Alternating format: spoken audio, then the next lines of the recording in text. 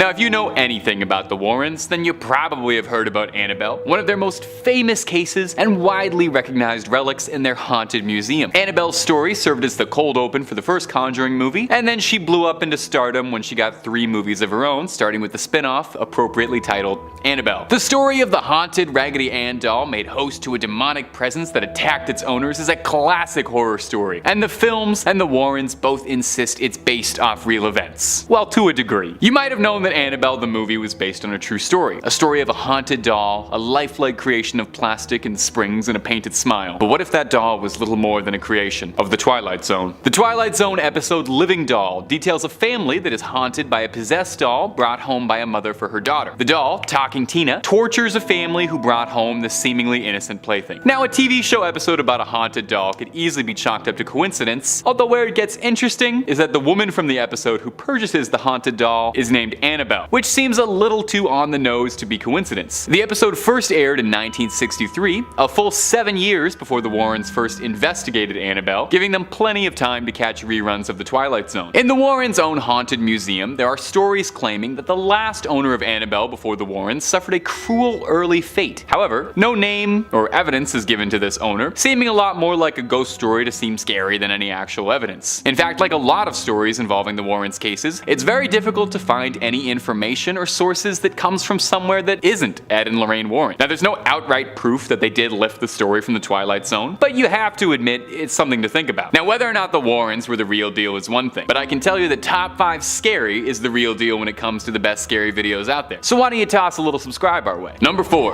The Amityville Horror. The Amityville Horror haunting is one of the most famous paranormal myths in Americana. You could argue it's the most famous of the Warrens cases, being made into a series of several so-so movies and one good one. The story goes that a nice family moves into a home without knowing that the previous occupant had slayed his family and heard voices plotting against him. The new family, the Lutzes, begin experiencing all kinds of paranormal and demonic troubles plaguing their new home. Hearing word of this, the Warrens independently sought out the house and the case, bringing along a film crew with them to document their findings, including one rather famous photo of a boy descending down some stairs, which the Warrens insist was a ghost. Now, the story of the Amityville Horror is a hotly debated one for years as to whether or not it's a true haunting or just a hoax. The unfortunate incident involving the first family is real, but the rest is up for interpretation. There's a lot of evidence, both big and small, to suggest that the story was adjusted to sell books. The lawyer for the assailant that started this whole haunting claims that he made the story up with the Lutzes over many bottle of wines, quote, to drum up controversy in hopes of getting his client a retrial. The Warrens, independently involved, seem like this is what they were after as well. It's possible too the Amityville Horror itself could have just been inspired by the film The Exorcist, coming out a few years earlier when demonic possession would have been very popular and on people's minds. Number 3. The Haunting in Connecticut. The Haunting in Connecticut, although not officially part of the greater Conjuring cinematic universe and its several sequels, is nonetheless a very famous American haunting, detailing a poltergeist and,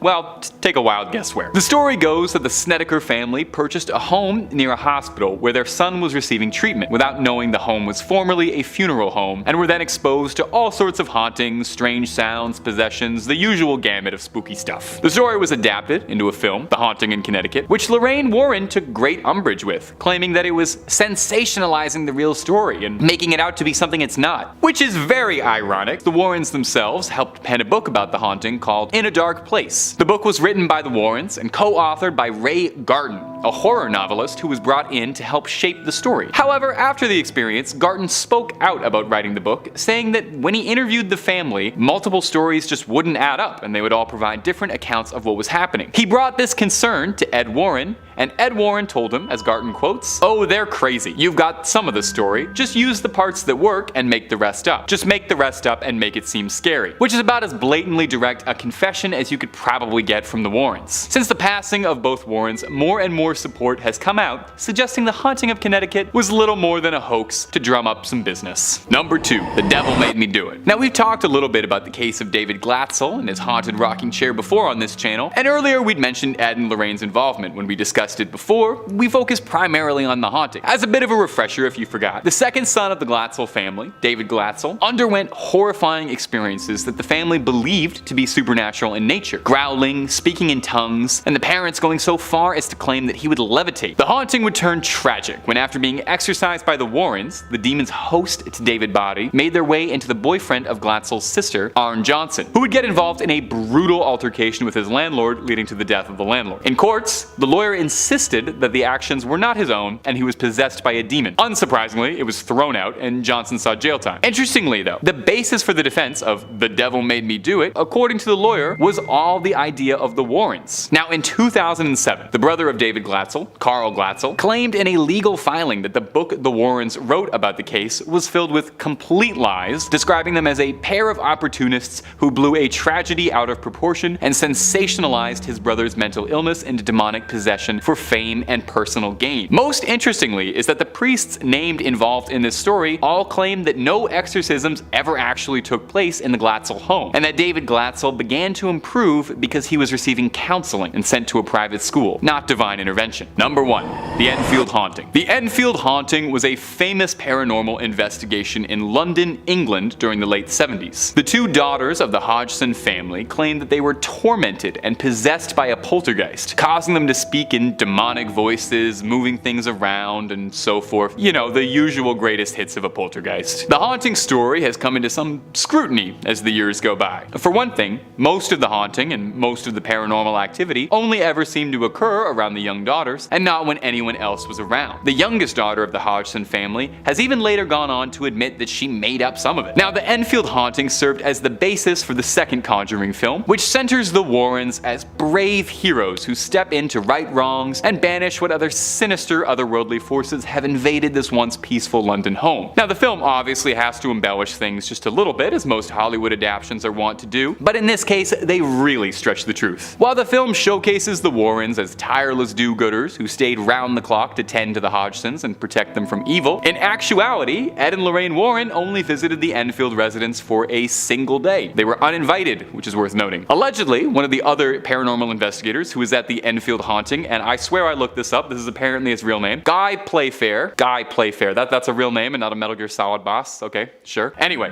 Mr. Guy last name says that upon meeting Ed Warren, he was told by Mr. Warren that we could make some real money off of this case. Leaving after a day, Ed Warren may have been right, since The Conjuring 2 grossed roughly $320 million, which is a really sweet sum to see residuals off of for attaching yourself to a story that you had nothing to do with. Lorraine Warren served as a consultant to all of the Conjuring films to ensure that the Warrens were portrayed realistically and correctly, so I just want to say it's a bit interesting that she didn't seem to have an issue with the film outright lying about their involvement in that case at all. But to quote Ed Warren, "You've got some of the story, so just make the rest up and make it scary." Number 5. Union Cemetery. In Weston, Connecticut, there is a cemetery that many paranormal investigators and enthusiasts claim is one of the most haunted locations in the entire state. As legend goes, many years ago, a man was driving down the road when a woman suddenly appeared in the middle of the road. The driver didn't have time to stop or slow down and struck the woman, but when he pulled over to try and help the woman, she was nowhere to be seen. Since then, several people have reported seeing the woman in white wandering around the cemetery grounds. Some believe she is a woman who lost her son and is still searching for him, while others believe she may have been a jilted bride who took her own life. Either way, it is a local legend that draws a lot of visitors to the town. Oddly enough, this cemetery is just down the road from the home of Ed and Lorraine Warren, and they claimed to have spent a large amount of time trying to find evidence of the White Lady. In 1990, Ed claimed that while he was staying overnight in the cemetery, he saw the bride. As he described it, "I heard a woman weeping, and I looked out and saw hundreds of ghost lights floating around and forming into the figure of a woman. I couldn't make out facial features." He claimed that he did manage to capture this encounter on video, however. This is of course very exciting, as definitive proof of paranormal activity is rare and could completely change the way people view their own mortality. When asked to show the footage that would validate his claims, Ed said, "No, This is the incident that is least clearly a lie out of all of them on this list, but it is typical behavior from the Warrens, who claimed that they had proof that they then simply refused to show to anyone all the way up until their deaths. Oddly enough, the ghosts of the Warrens sometimes pass through the dark dimension and visit me. I even have a recording of it on my phone that proves I'm telling the truth. You can't see it though. You'll just have to take my word for it. Number 4. The Amityville case. Perhaps the most infamous case the Warrens ever came into contact with. George and Kathy Lutz moved into a house and claimed to experience paranormal activity. A year prior, the house had been the site of a horrible crime, with 23-year-old Ronnie Defoe going from room to room and shooting his 6 family members in cold blood. At his trial, he claimed that voices he had heard on the night of the crime had told him to do it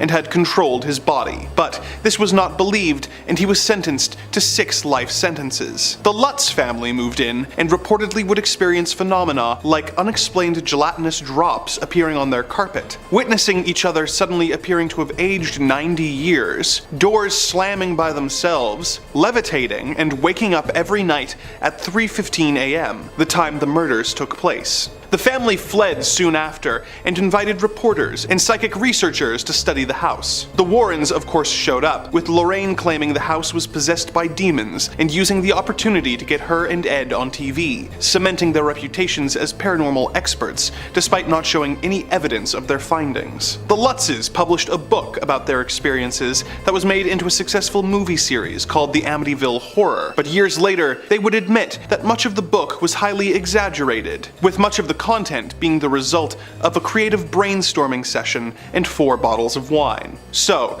much of the activity that the Warrens were validating with their investigation never occurred. But what about the killer saying he had been controlled and forced to shoot his family? Well, years later he admitted that had just been a lie, designed to get him off with an insanity plea. The majority of the lying in this case was by people other than the Warrens, so maybe they were just taken along for the ride. But there are still plenty of examples of them being suspicious to downright hucksters. Number 3. Annabelle. The most famous item in the Warrens' occult museum is of course Annabelle. She has featured in the Conjuring films, as well as a few movies of her own, and has made people really think twice about buying any dolls secondhand. According to the Warrens, the doll, who in real life is a simple Raggedy Ann doll, not a creepy looking toy like in the movie that no child in their right mind would ever play with, was given to a nursing student in 1970 by her mother. The doll began exhibiting strange behavior, and the nurse and her roommate contacted a medium who said that the doll was being possessed by the spirit of a woman named Annabelle Higgins. The two took pity on the spirit and allowed it to stay in the doll. The doll began escalating its scary behavior. They threw the doll away, but it somehow appeared in their apartment again, leaving threatening notes. The two contacted the Warrens, who told them that Annabelle was really a demon. The Warrens took the doll away and made it the centerpiece of their museum. Of course, there is no documentation of any of this, and we have to just take the Warrens' word on it. However, skeptics eventually noticed that the story of the doll was very similar to an episode of The Twilight Zone that had aired 7 years before. In episode number 126, The Living Doll, a little girl is given a doll by her mother, Annabelle. The girl's stepfather doesn't like the doll, who, when wound up, begins talking to him, telling him that she doesn't like him. Thinking it is a manufacturer's defect, he throws the doll out, but the doll soon reappears and starts leaving him threatening messages until eventually tripping him on the stairs and killing him. The similarities are enough that many doubt the validity of the stories the Warrens have told about Annabelle. Is this an example of the Warrens stealing a story from TV? Or an example of life imitating art in a way that is both terrifying and disturbing, and that could never happen anywhere else but the Twilight Zone? Number 2. The Haunting in Connecticut. In the late 1980s, Carmen and Alan Snedeker and their 5 daughters and 2 nieces moved into a home in Southington, Connecticut, as their oldest son was suffering from Hodgkin's lymphoma, and they wanted to be closer to his doctors. The home that they rented turned out to be a former funeral home, which made the family a bit on edge, but they chose to stay regardless, as it was difficult to find an affordable home for such a large family. Things began getting strange, with objects disappearing, and the children reportedly seeing a man with long black hair around the house. The eldest son began exhibiting strange and violent behavior, and doctors diagnosed him with schizophrenia. His parents decided to consult Ed and Lorraine. They spent weeks in the house to get the full demonic experience and declared that the home was filled with great evil because the morticians who had worked in the home had been practicing necromancy. They performed an exorcism, and things more or less returned to normal. The story would eventually be adapted into the Haunting in Connecticut film, and the Warrens published a book detailing the case called In a Dark Place, which was written by them with the help of horror novelist Ray Garton, who was hired to interview the Snedeckers and shape their testimony into a narrative. When the various family members' stories began to conflict with each other, Ray talked to Ed Warren about his concerns, and Ed responded by saying, "Oh, they're crazy. You've got some of the story. Just use what works, just make it up, and make it scary." Due to this, the entire case has become laced in controversy in the years since, with Garton distancing himself from his involvement with the supposedly non-fiction book. Number 1. The Happy Christian Family. The Warrens made a point of portraying themselves as a perfect, loving couple who supported each other while using their supposed gifts to help people who were in trouble and spread the message of God. This carries over into the Conjuring films that were inspired by their lives, with both critics and fans consistently bringing up their relationship as a highlight of the films, with it often being called one of the best love stories of the horror genre. But in real life, they were not quite the shining example of God's perfect couple that they would have you believe. Lorraine Warren had a very large role in shaping how her and her late husband were portrayed on film, with some very specific demands written into her contract. Frankly, a little too specific. Her contract with Warner Brothers explicitly states that neither Ed or Lorraine Warren could be depicted engaging in a physical relationship with in the Conjuring series. Furthermore, neither the husband or wife could be depicted as participating in an extramarital relationship. But why these extremely specific demands? Well, in 2017, a woman named Judith Penny came forward, saying that when she was 15 and Ed Warren was in his 30s, Ed began a physical relationship with her and moved her into his and Lorraine's home, with his wife's knowledge. When Judith became pregnant with Ed's baby, Lorraine, the supposed staunch Catholic, was the one who persuaded her to terminate the pregnancy to avoid a scandal that would ruin the Warrens' careers. As if that weren't bad enough, Judith claims that while living with the couple, they would argue constantly, with the fight often getting physically violent, with Ed routinely attacking Lorraine into unconsciousness. Starting off this countdown, we have the Smurl family haunting. Back in the 1980s, the Smurl family swore that their house was haunted. They would hear loud noises, smell foul odors, and hear pig grunts. Apparently, whatever was haunting their house also threw their dog to the wall and pushed one of their daughters down the stairs. Of course, Ed and Lorraine Warren came to investigate, and they claimed that this place was haunted. They even said that they saw a message appear on a mirror that read, "Get out." But get this, members of the clergy were brought in to do a blessing and an exorcism on the house. And guess what? They reported nothing unusual happened there. In fact, one of the priests had this to say about the Warrens, and I quote, "They weren't sincere, were not what they purported to be, and were given to sensationalizing." In the end, the church said that the family was just stressed over the health of their son who had brain surgery, and the foul odor that they smelt was because of a cracked sewer pipe right by their home. But the Warrens were adamant that the house was haunted, and then they turned the story into a book and made some money, so just saying. Coming in at number 4, we have the Amityville Horror. This probably is one of the most controversial paranormal cases of all times, because in the end, the whole thing was just one big sham. Here's a little rundown. On November 13th of 1974, Robert Butch DeFeo killed his parents and then his 2 brothers and 2 sisters. The house was then put up for sale and the Lutz family moved in. And apparently, the demon that got Butch to do that horrific deed started to attack this new family. Their doors and cupboards would swing open and close, green slime would ooze from their ceiling, and one time a demonic face with red glowing eyes was seen looking into the house, so on and so on.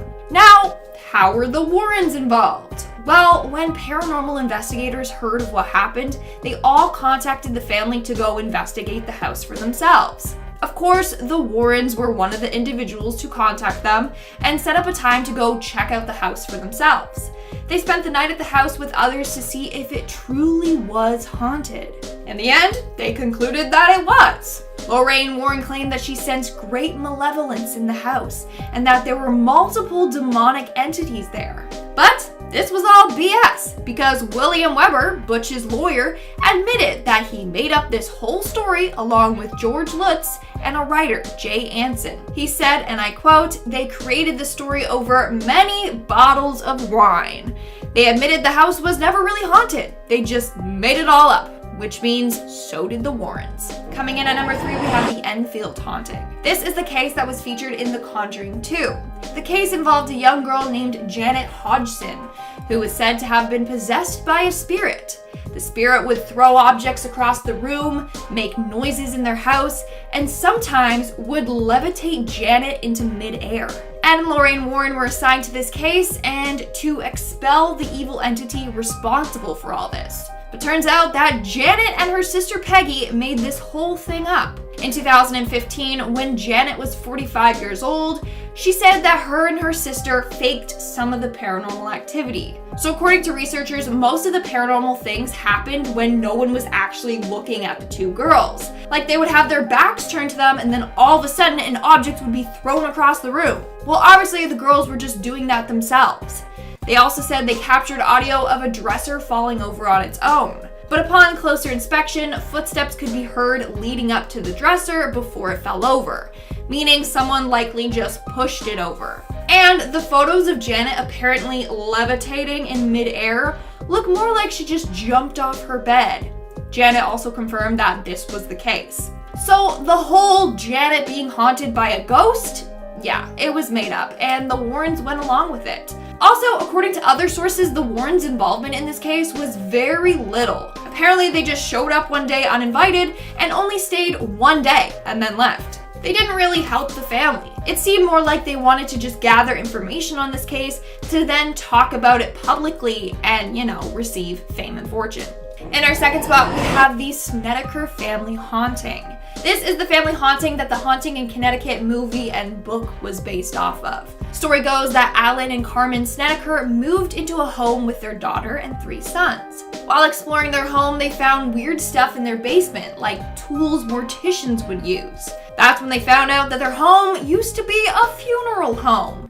And that's when the haunting started. Their eldest son started getting terrifying visions and started seeing ghosts. And also apparently one day as Carmen was mopping the kitchen floor, the water just turned into blood and then smelled of decaying flesh. So on and so on, you get it. In 1986, the Warrens investigated the home and claimed it was indeed infested with demons. But here's the thing. A man named Ray Garton was hired by the Warrens to write a book about the haunting. Later, he revealed that the Snedeker family apparently had serious problems with drugs and alcoholism. When he interviewed the family, they couldn't keep their story straight. And they all had different accounts for what happened. So he went to Ed and told him this problem, and Ed said, and I quote, "You've got some of the story. Just use what works and make the rest up. Just make it up and make it scary." So the writer literally made up like 90% of the story on his own. On top of that, the neighbor living in the upstairs apartment in this haunted home claimed nothing paranormal ever happened to them. And on top of that, no one who has lived in this home after the Snedeker family has had any paranormal experiences. So it looks like the haunting was just made up by this family, and then the Warrens went along with it for the money and the book deal. And in our number 1 spot, we have The Devil Made Me Do It. This is the case that was featured in the film The Conjuring 3, The Devil Made Me Do It. It revolves around a man named Orange Cheyenne Johnson, who in 1981 fatally stabbed his landlord, Alan Bono, to death. But he claimed that he was totally unaware what he was doing and that the devil made him do it. In fact, his case was the first court case where the defense was arguing demonic possession. And of course, Ed and Lorraine Warren were involved in this case. In fact, they might have made up this whole story for him to get away with murder. Let me explain. It's wild. So according to the story, Arn's brother-in-law, David Glatzel, was the first one to be possessed by this demon. He claimed a man with big black eyes and a thin face with animal features was controlling him. In reality, David was never possessed. He was mentally ill and needed professional help. According to David's brother Carl, he claimed that his whole family was manipulated by the Warrens. He claimed that the Warrens promised his family that they would become millionaires if they insisted that David was haunted by demons. In the end, he actually sued the Warrens for trying to exploit his brother's mental illness, and for attempting to get a guilty man to walk. Now, where does Johnson come into play? Well, he claims that he got the demon out of David by telling it to take him instead. And that's how he supposedly became possessed. But like I said, this whole thing was orchestrated by the Warrens as a get-rich scheme.